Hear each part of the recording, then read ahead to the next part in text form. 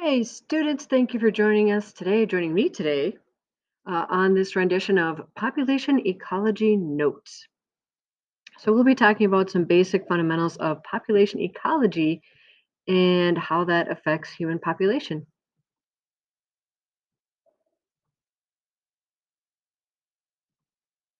All right, first of all, some characteristics that are used to classify populations. And before we even get started, you should be writing this down in your notebook, pausing along the way, getting the words down.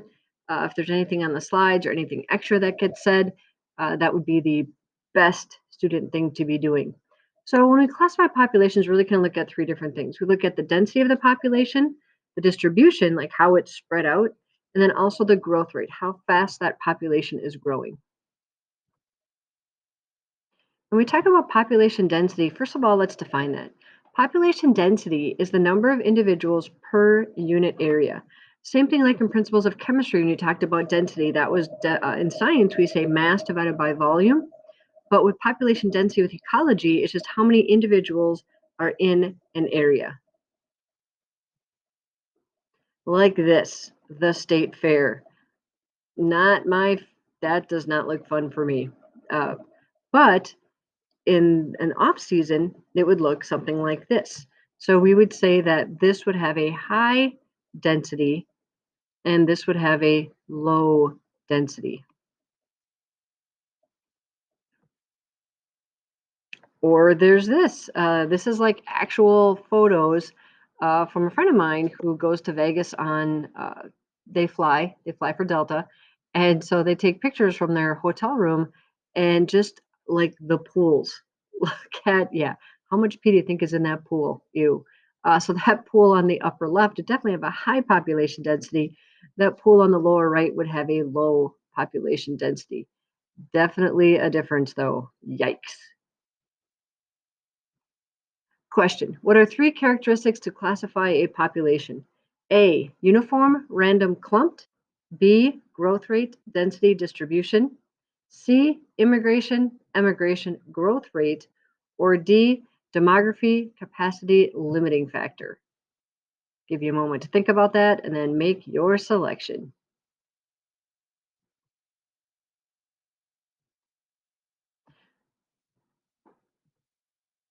All right, let's talk about population size. Talk about population size. A population size can indicate whether or not a population is healthy and growing.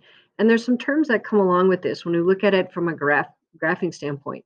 Carrying capacity of a population is the largest number of organisms an area can support before becoming overpopulated. And that is called logistic growth. And I'm going to show you some examples of graphs that would show that. So everything has a limit before it becomes overpopulated. Schools have a limit to how many students they can have in a building before they become overpopulated. That'd be like the school's carrying capacity. And before populations get to that, before they reach their carrying capacity, a lot of populations do what's called exponential growth. When a population has grown incredibly fast, shows a steep slope on the graph, populations, of course, can always only be estimated. It's going to be very, very difficult to actually come up with an exact number of population because the numbers are fluctuating and changing so many different ways and sometimes very quickly. And with that exponential growth, those of you that maybe have gotten to through Algebra 2 already, possibly, you'll talk about exponents and graphing those. And so you might be familiar with that term exponential growth from a different standpoint, maybe even in stats. You've had that class already. So let's look at these two different graphs because they do tell a very different story. When we look at exponential growth, it ignores that carrying capacity. And that ignores maybe isn't the best term, but really it hasn't gotten there yet. So it is still growing. So we see it's called the J-shaped curve. So that big curve is happening right there. So that's exponential growth.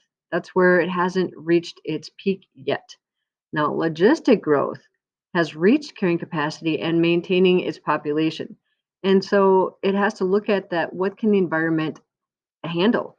And here, even with the deer population on Walla Walla Island, at the beginning of this graph, we see that exponential growth. So it might have been where the deer population hadn't been there yet.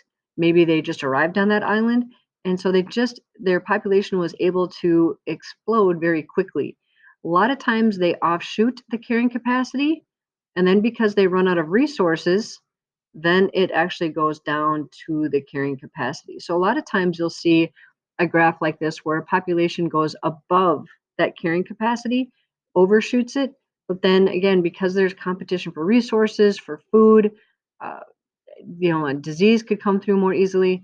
But a lot of times you'll see that overshoot before it actually gets to what would really be their carrying capacity, where that graph sort of levels off. Now, it's not going to exactly level off. I mean, again, it's populations. So you'll see it kind of go, but it'll go above and below kind of that same spot on the graph. But then you know that that population has reached carrying capacity and with that logistical growth. So here's a question. Which choice most closely approximates the deer's population's carrying capacity? A, 100, B, 60, C, 80, or D, 10? Factors like predation can have a positive benefit to the population of prey organisms because predators tend to keep prey populations below their what word would be the best? A, carrying capacity, B, exponential growth point, C, sustainability number, or D, competition level. As a population of a species increases within a territory, which of the following most likely also increases? A, immigration, B, carrying capacity, C, food supply, D, competition. So how do we estimate that population size? Again, population estimates are never exact. It's very hard to get exactly the number. So one thing that we do, or that science does, is what's called tag and release. So they catch a certain number of species and they tag them. They put them back into the wild. They come back later, catch another number, and see how many have tags on them. And through a mathematical formula, they can estimate the population size. This is a lot of times what the DNR does when they have to determine uh, the limit of fish that you can have out of a certain lake.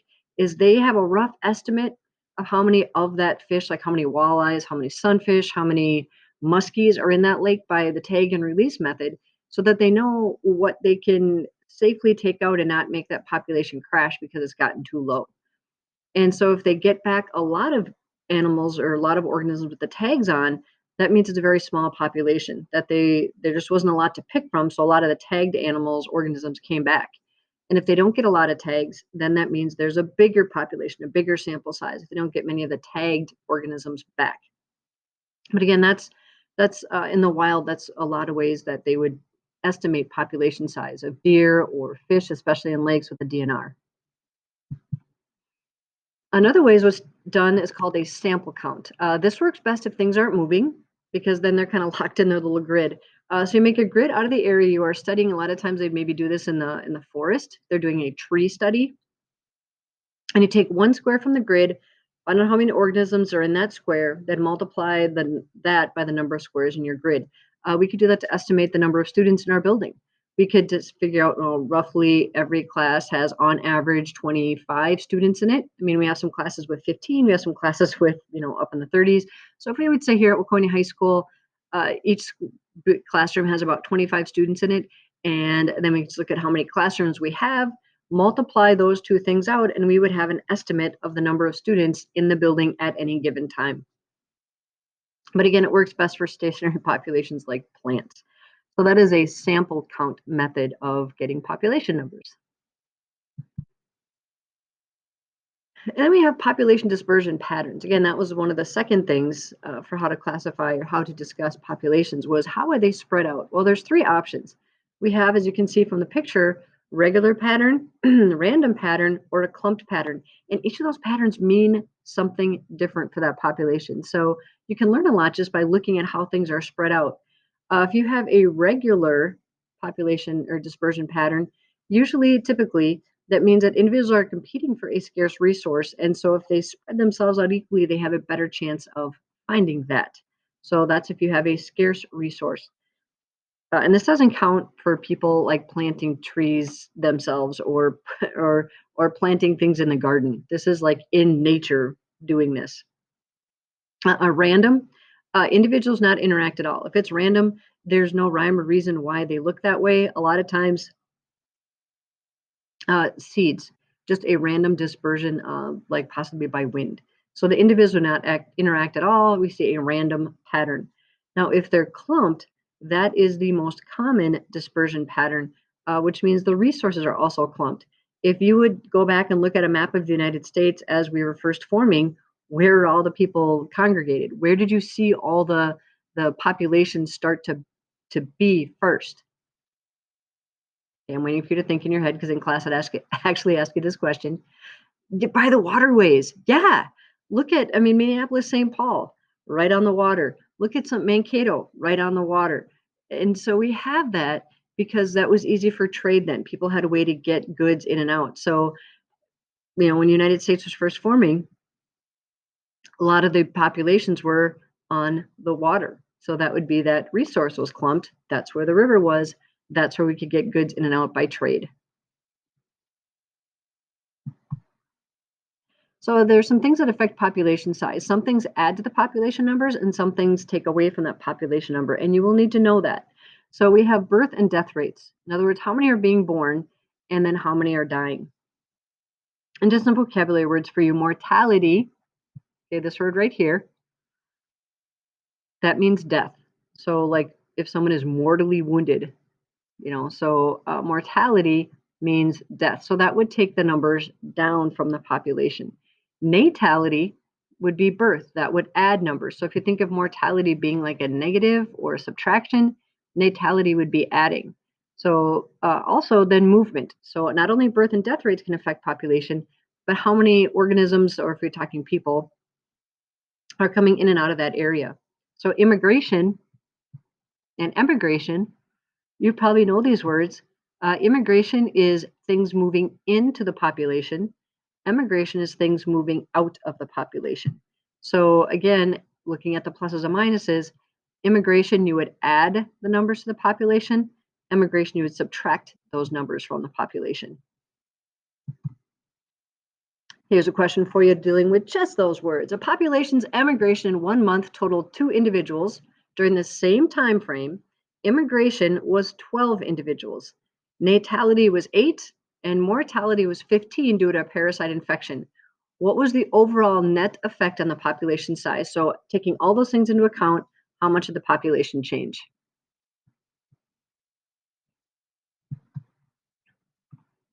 Which of the following contribute to a positive population growth? Choose all that apply. A, immigration, B, emigration, C, positive birth rate, D, positive death rate.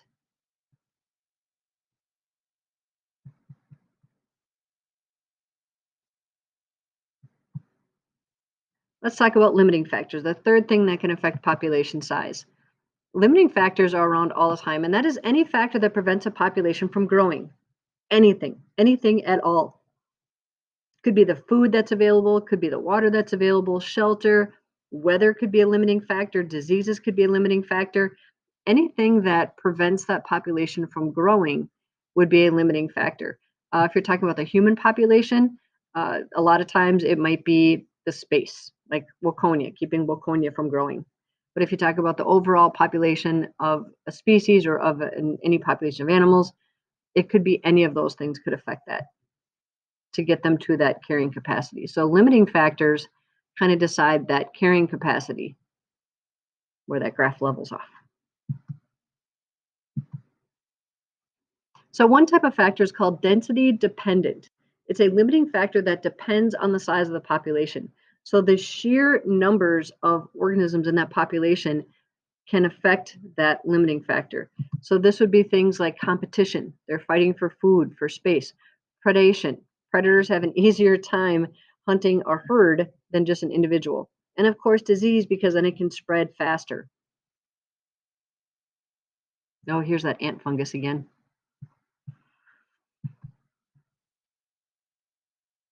Another limiting factor is density independent.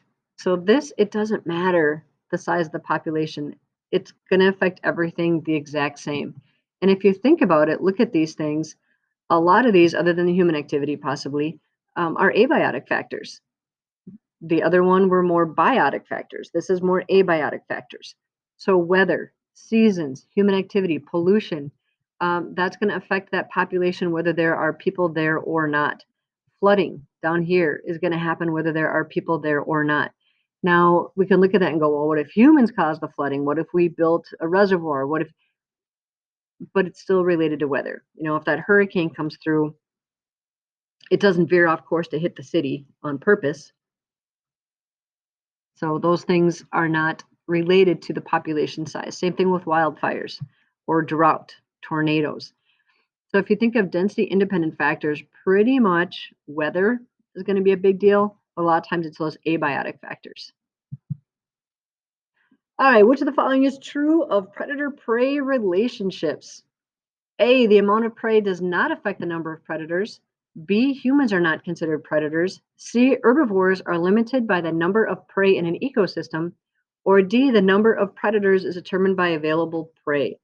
Which of the following is true? What type of factor has an increasing impact as the population size increases? Is that density independent, density dependent, or the cohort effect?